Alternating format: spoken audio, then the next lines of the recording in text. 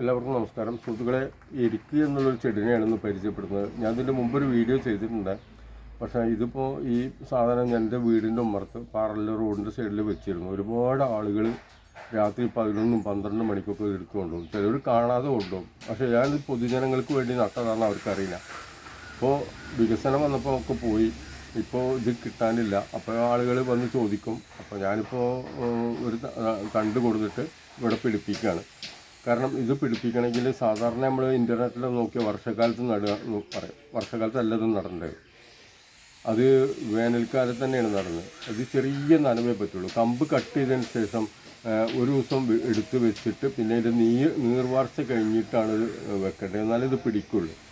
അപ്പോൾ ഇതിൻ്റെ ഔഷധ ഗുണങ്ങളിലേക്ക് എത്തി നോക്കുമ്പോൾ നിങ്ങൾക്ക് ഒരുപാട് അത്ഭുതങ്ങൾ തോന്നും. അപ്പോൾ ഞാൻ ഔഷധ ഗുണങ്ങൾ ഈ ചെടിയൊന്ന് പരിചയപ്പെടുത്താം.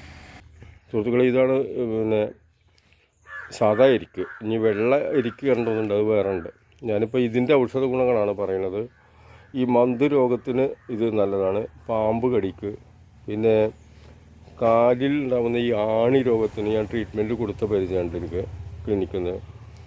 പിന്നെ അതുപോലെ മന്ത് രോഗത്തിന് വെള്ള എരിക്കാണ് ശരിക്കും നമ്മൾ അതിൻ്റെ പൂവ് നോക്കിയിട്ട് എടുക്കേണ്ടത് വേണ്ടത്. വേര്, കറ, ഇല, പൂവ്, തൊലി ഔഷധമാണ്. ഈ ശ്വാസം മുട്ട് അതിന് നല്ലതാണ്. മുട്ടൻ കുരക്ക് നല്ലതാണ്. മുട്ടുവേദനയ്ക്ക് വളരെ നല്ല റിസൾട്ടാണിത്. പിന്നെ തേൾ വിഷത്തിന് ഇത് ഉപയോഗപ്പെടുത്താറുണ്ട്. തലവേദനയ്ക്ക് ഇത് ഉപയോഗപ്പെടുത്താറുണ്ട്. പല്ലുവേദനയ്ക്ക് ഇത് ഉപയോഗപ്പെടുത്താറുണ്ട്. ഹൃദ്രോഗത്തിന്, ഈ കഷണ്ടിക്കുള്ള ട്രീറ്റ്മെൻ്റ് ഉണ്ട്. പിന്നെ മഞ്ഞപ്പിത്തത്തിന് സോഡിയം കാർബണേറ്റ് കൂട്ടിയുള്ളൊരു ചികിത്സ വളരെ പ്രശസ്തമാണ്. പിന്നെ ചെറിയ വേദനകൾക്ക് നല്ലെണ്ണ കൂട്ടിയുള്ള ചികിത്സ.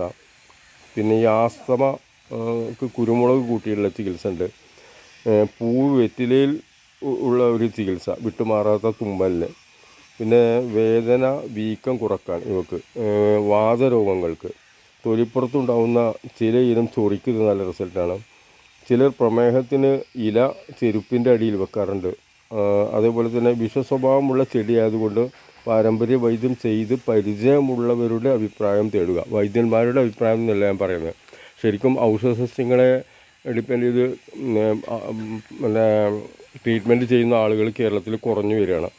ഏതെങ്കിലും കമ്പനി മരുന്ന് വാങ്ങി വിൽക്കണവരടുത്ത് വൈദ്യർ എന്ന് പറഞ്ഞിട്ട് പോയിട്ട് ഇതിനെക്കുറിച്ച് ചോദിച്ചറിഞ്ഞിട്ട് കാര്യമല്ല. അതുപോലെ പാരമ്പര്യമായിട്ട് പഴയ വൈദ്യന്മാരെ കണ്ടിട്ടാണ് നിങ്ങളിത് ഇതിനെക്കുറിച്ചിട്ട് സംശയം അകറ്റേണ്ടത്. ഓക്കെ, വിഷസ്വഭാവമുള്ള ചെടിയായതുകൊണ്ടാണ് ഞാൻ പറയുന്നത്. ഔഷധസന്ധിക്ക് വേണ്ടി ശരി പറഞ്ഞു.